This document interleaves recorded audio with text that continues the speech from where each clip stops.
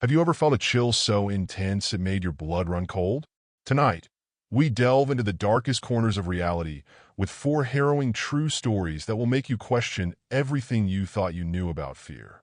These aren't fictional horrors. These are accounts from people who face the unimaginable.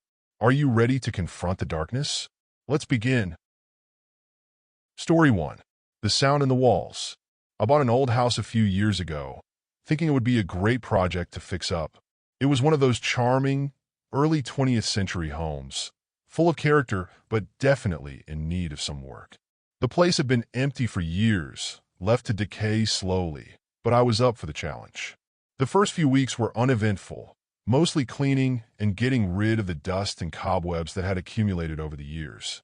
The house was huge, with creaky wooden floors, high ceilings, and rooms that seemed to echo with every sound.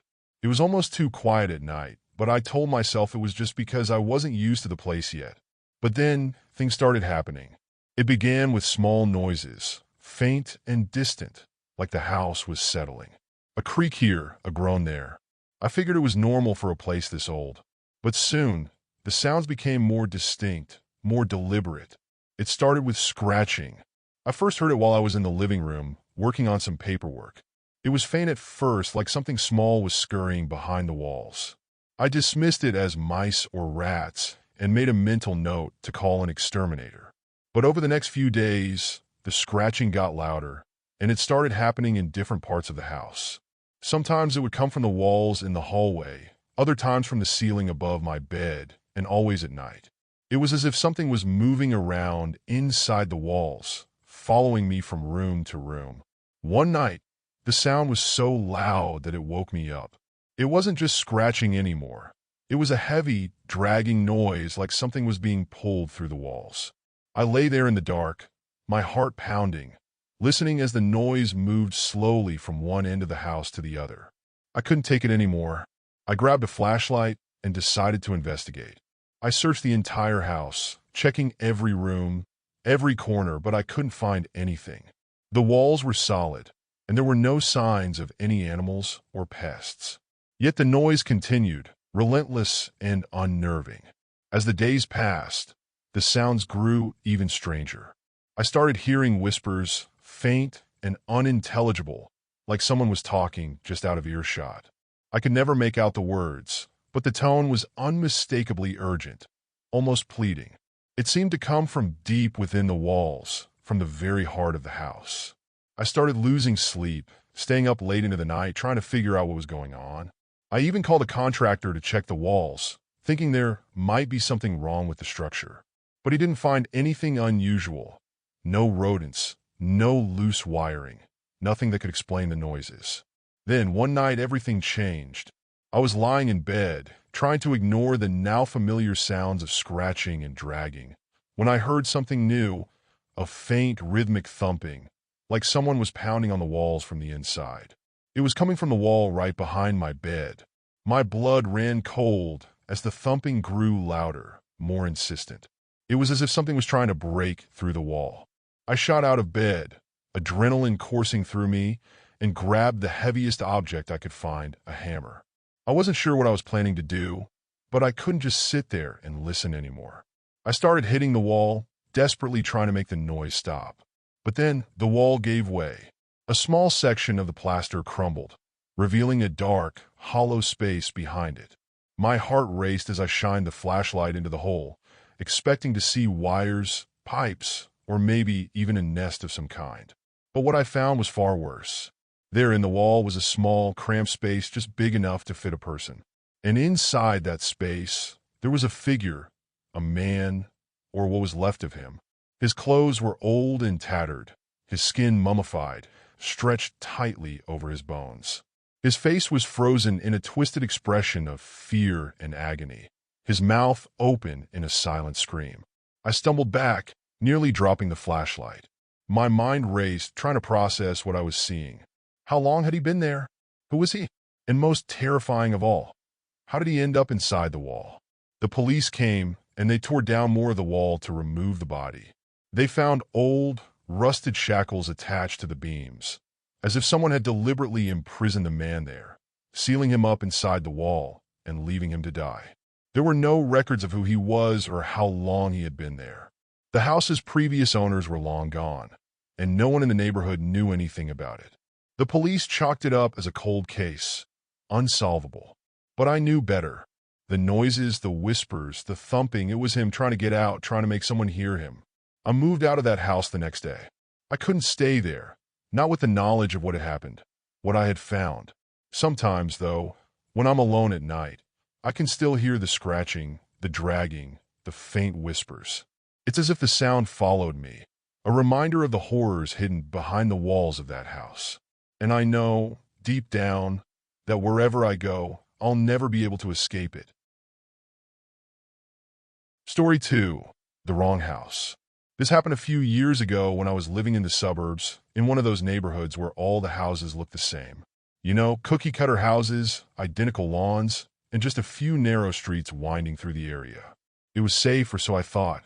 It was a Saturday night, and I had just come back from a late dinner with some friends. It wasn't too late, maybe around 10 p.m., but the neighborhood was already quiet.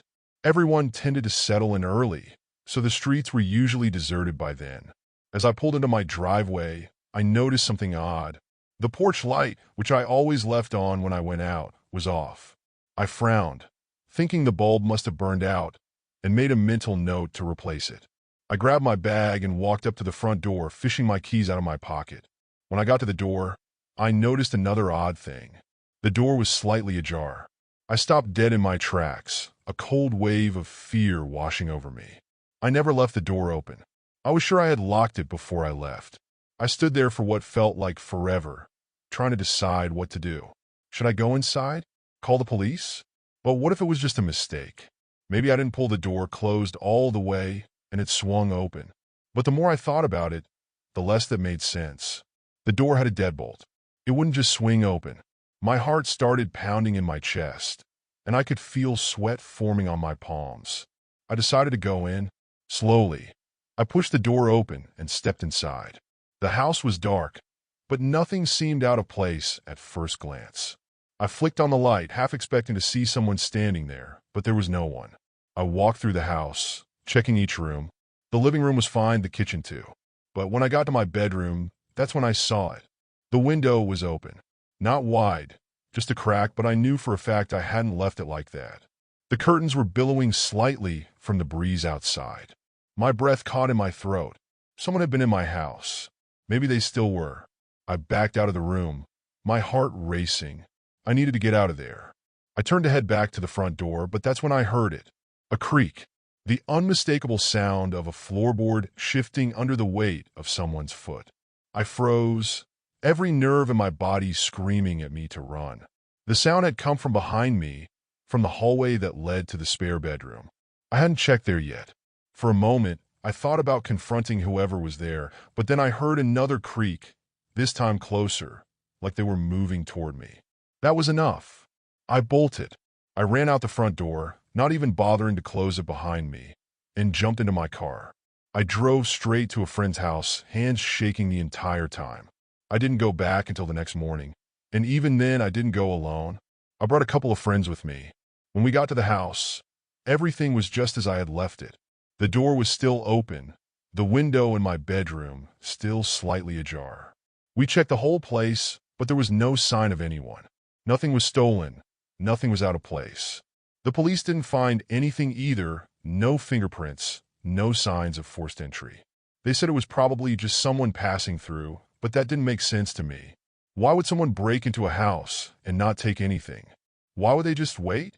To this day, I have no idea who was in my house that night or what they wanted. But I know one thing. They weren't there by accident. They were waiting for me. Story 3. The Midnight Caller. I used to live in a small, quiet town where everyone knew each other, and crime was practically non-existent. We didn't even lock our doors at night. But after what happened, that all changed for me. It was a Thursday night, just like any other. I was sitting on the couch, trying to wind down after a long day of work. The clock on the wall ticked away, almost midnight. The only light in the room came from the TV, casting a dim, flickering glow around the room. It was one of those nights when everything seemed still, unnervingly still. Out of nowhere, my phone rang. I jumped, the sound jarring in the quiet of the night. I glanced at the screen, but the number was blocked. Normally, I'd ignore it, but for some reason, I couldn't resist picking up this time. Maybe it was the strange atmosphere of the night, or just curiosity. "Hello," I answered, trying to keep my voice steady. There was nothing, just dead air. "Hello," I repeated a little louder this time, thinking maybe it was a bad connection. Still nothing. But just as I was about to hang up, I heard something. Breathing. Slow, deliberate, and heavy breathing, like someone was on the other end, just listening to me. A chill ran down my spine. I quickly hung up, brushing it off as a prank call. But as I tried to go back to watching TV, I couldn't shake the unease that settled over me. Something didn't feel right. An hour later, just as I was finally drifting off to sleep, the phone rang again. This time, the sound sent a bolt of fear through me. I didn't want to answer, but I felt compelled to. My hand shook as I picked up the phone and put it to my ear. Again, nothing. Just that same breathing. Slow and deliberate. This time, though, there was something else. A faint, rhythmic tapping, like someone was drumming their fingers on a hard surface. I hung up quickly, my heart pounding in my chest. I stared at my phone, willing it not to ring again. I considered calling the police, but what could I say? Someone was breathing on the phone? They laughed me off. I decided to turn my phone off and try to get some sleep, but the moment I settled back into bed, my doorbell rang. I froze. It was well past midnight. No one would be visiting at this hour. My first thought was that maybe it was a neighbor, but as I lay there listening, the doorbell rang again. And then, slowly, the realization hit me. What if it was the person from the phone? The idea made my skin crawl. I got up as quietly as I could and tiptoed to the front door. I didn't dare turn on any lights. I just peeked through the peephole. My heart was in my throat, and I was sweating despite the cold. There was no one there. I waited, holding my breath, my eye glued to the peephole. And then, just as I was about to step back, I saw it, a shadow moving just out of the view of the peephole, shifting slightly like someone was standing right next to the door, deliberately out of sight. I backed away, not knowing what to do. I thought about calling the police, but what if they were already inside? What if they'd somehow gotten in while I was distracted by the doorbell? I spent the rest of the night huddled in the dark, clutching a kitchen knife, too scared to sleep. Eventually, the sun came up, and with it, the terror seemed to fade, but I knew I couldn't stay there. I packed up and moved out of that house the next day. To this day, I don't know who was on the other end of that phone or who was at my door that night. I don't want to know. But ever since then, I've made sure all my doors are locked, and I never, ever answer block calls. Story 4. The House at the End of the Lane. A few years ago, I took a job as a home health aide.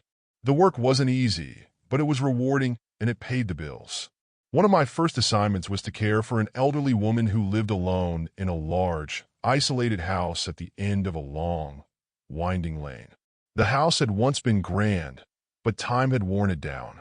The paint was peeling, the roof sagging in places, and the windows were clouded with dirt and age. The woman, Mrs. Walker, was bedridden, confined to a small room at the back of the house. She was frail, her skin paper-thin, and she barely spoke above a whisper. She had no family, no visitors, and the only person she saw regularly was me.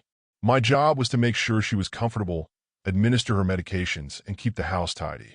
It didn't take long for me to realize something was off about the place.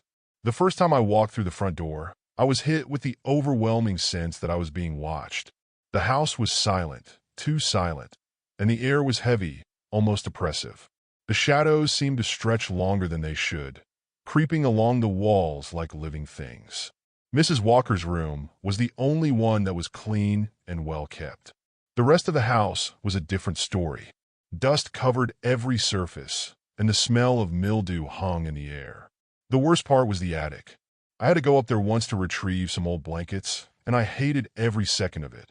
The air was thick with dust, and the wooden floor creaked underfoot as if it was about to give way. But what really got to me was the feeling that I wasn't alone up there, that something was watching me from the shadows. I never stayed up there longer than I had to, and I avoided going up whenever possible. A few weeks into the job, Mrs. Walker started acting strange. She became more agitated, more restless.